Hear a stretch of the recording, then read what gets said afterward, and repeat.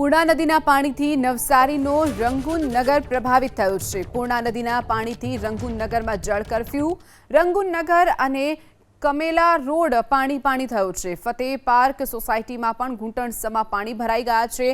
જે સ્થિતિ આપ જોઈ રહ્યા છો, નવસારીનો રંગૂન નગર તરીકે આ વિસ્તાર ઓળખાય છે। જે રંગૂન નગરમાં ઘૂંટણસમાં પાણી ભરાઈ જવાની સમસ્યા સામે આવી છે।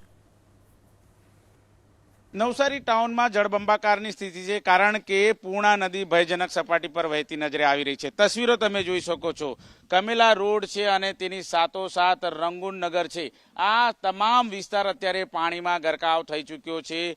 દર વર્ષે આ પ્રમાણેની સ્થિતિ સર્જાય છે નવસારીની અંદર।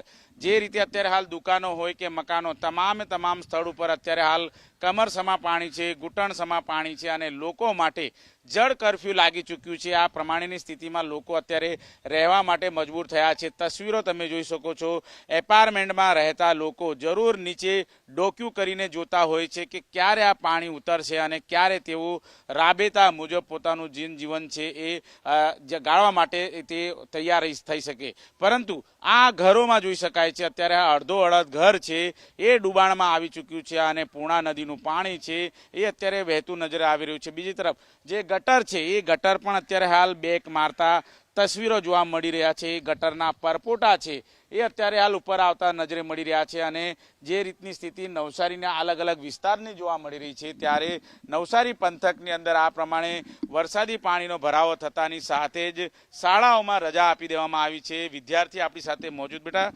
શું કહેશો, કેટલું પાણી ભરાયું છે અને તમારી સ્કૂલમાંથી શું કહેવામાં આવ્યું? અમને સ્કૂલમાં રજા આપી છે અને પૂર્ણા નદીનું પાણી આવી ગયું છે, એટલે અમને કાલે કીધું છે સ્કૂલ આવવાનું। કેટલું અસર થાય છે તમારા શિક્ષણ ઉપર? અમારી સ્કૂલ પાસે બી કોઈ વાર પાણી આવી જાય। અત્યારે તમારા ઘર પાસે આટલું પાણી છે, ક્યારે ઉતર્યા? કંઈક લાગે છે, દેખાય છે? હવે ઉતરતું તો છે ધીમે ધીમે। સવારે ફાસ્ટ ઉતરતું તો અત્યારે ધીમું થઈ ગયું। જોઈ શકાય છે અત્યારે ગટરો બેક મારતી થઈ ચૂકી છે અને અહીંના સ્થાનિક રહેવાસી છે એ પણ મોજૂદ છે। તમે જણાવો, દર વખતે આ પ્રમાણે પૂર્ણા નદીનું પાણી ભરાય છે, કાયમી ઉકેલ ખરો? દર વખતે તો પાણી ભરાય છે અને કેવું ભરાય છે કે નદીમાં સતત પાણી આવે છે, એના કારણે પાણી પુષ્કળ આવે છે અને એવું પુષ્કળ આવે છે કે અહીંયાથી રસ્તો જવાનો બંધ થઈ જાય છે। નથી રહીશો અંદર જઈ શકતા, નથી બહાર આવી શકતા। આખા દિવસના જે રોજિંદા કામધંધાવાળા લોકો છે એ લોકો વચારે ફસાઈ જાય છે।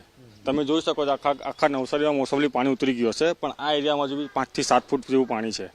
અત્યારે મ્યુનિસિપાલિટીને એક જીસીબી જતું હતું અંદર, પણ એ અડધું જીસીબી ડૂબી ગયું અને પાછું રિટર્ન આવ્યું। એટલે આ તો કાયમી સમસ્યા છે। આના માટે સરકારે કંઈ ને કંઈ નિરાકરણ તો લાવવું જ જોઈએ। આગળ પણ તમને વાયદો કરવામાં આવ્યો છે કે પાળા બનાવવામાં આવી રહ્યા છે ખરી એવી? એ તો હવે સરકાર જાણે। જો અત્યારે કંઈ ચેક ડેમનું કામ ચાલે છે તો કદાચ બની જાય, પણ હવે બને પછી ત્યારની વાત ત્યારે છે, કેમ કે આ દર વર્ષે આ પરિસ્થિતિ ઊભી થાય જ છે અહીંયા।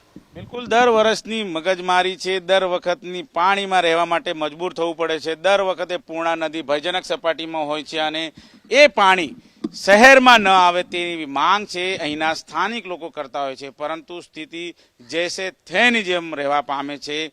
નવસારી મહાનગરપાલિકાના જે અધિકારીઓ છે તેમની જવાબદારી આવી બને છે કે તાત્કાલિક ધોરણે એવી કોઈ પ્લાનિંગ કરવામાં આવે જેથી નવસારી ટાઉનમાં પાણી ન આવી શકે। કેમેરામેન રાકેશ પાનવાલા સાથે ધનરાજ બાગલે, એબીપી અસ્મિતા, નવસારી।